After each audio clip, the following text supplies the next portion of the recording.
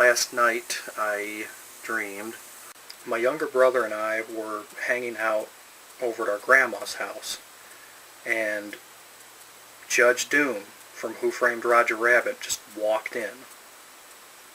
Didn't bother to call, didn't bother to knock. My brother and I, we were just appalled by that. Stop, where are your manners?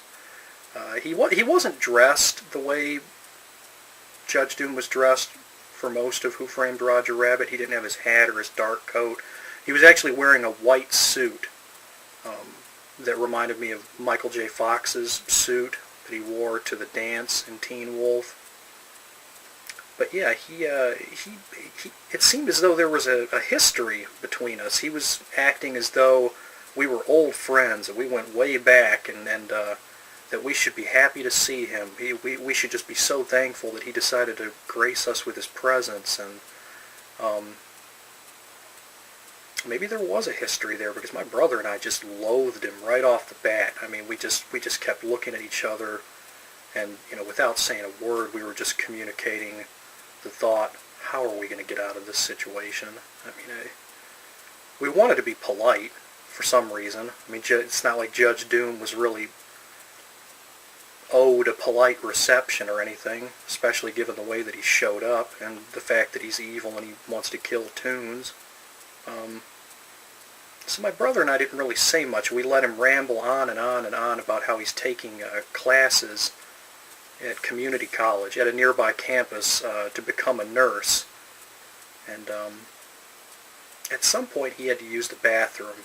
So he went upstairs, and I looked at my brother and I said, all right, look, we can't just shove him out the door. Spoiler alert,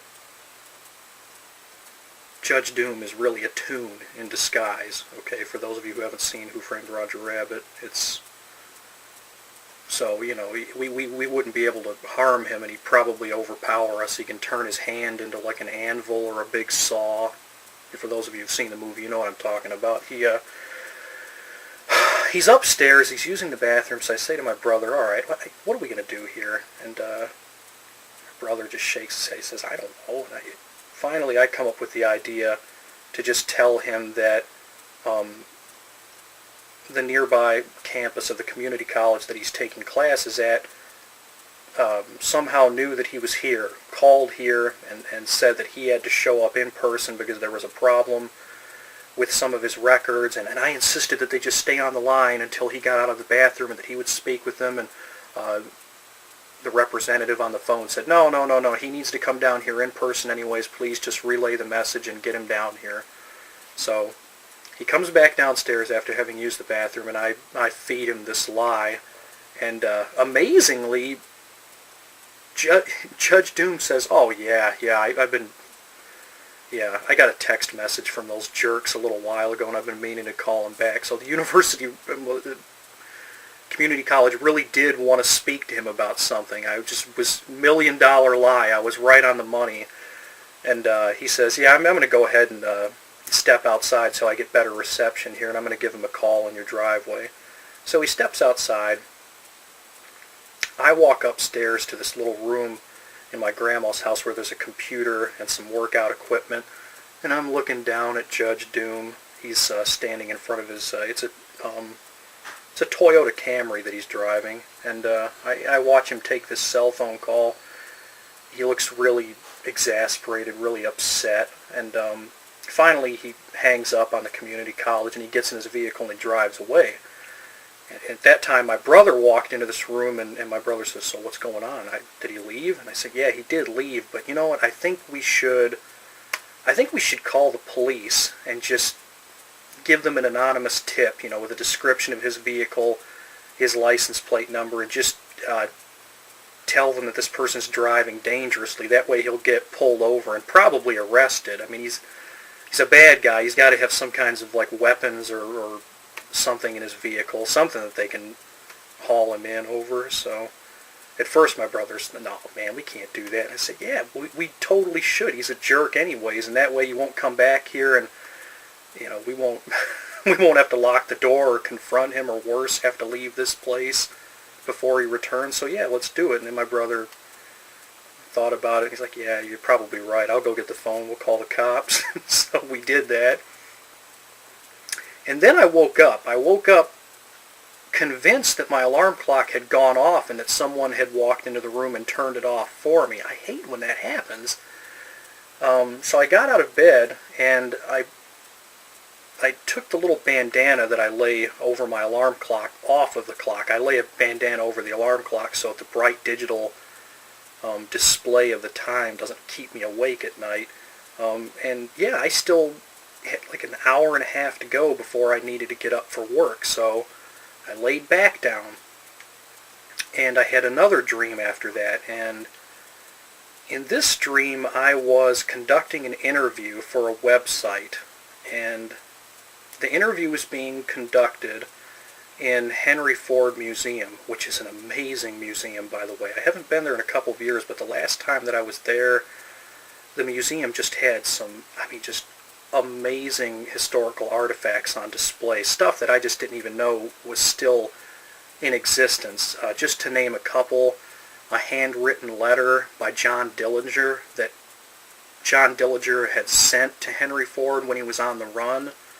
He was complimenting Mr. Ford on how well his vehicles ran because he was using Ford vehicles, I guess, as getaway cars for his bank robberies. And that was just in a glass case. You could read that up close.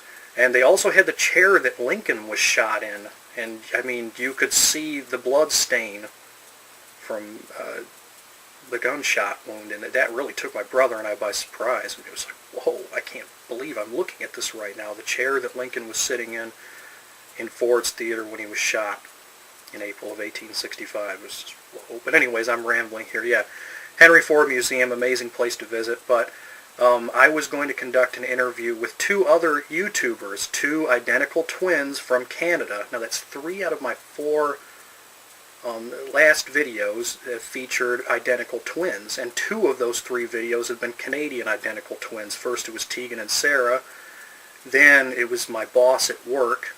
It was supposed to be his father, but it was really his identical twin. And this is Emily and Katarina, and they both have their own YouTube channels, and I'll link them in the description of this video. They're just really nice, amazing young people. They put so much work into their videos. They're just so nice, and yeah, you should definitely check them out. But I was conducting an interview with them for this website, and we were going to talk in the lobby just outside of the IMAX theater inside of Henry Ford Museum. So I was sitting there. They both arrived. We said hello. They sat down. And the very first question that I asked them was, okay, so the 2 of you are attending the Julie Andrews School of Singing and Acting. Do you think that you'll be able to apply whatever certification you receive from this school, to a job long term? Do you think you're going to be able to secure a job given your education and certification there?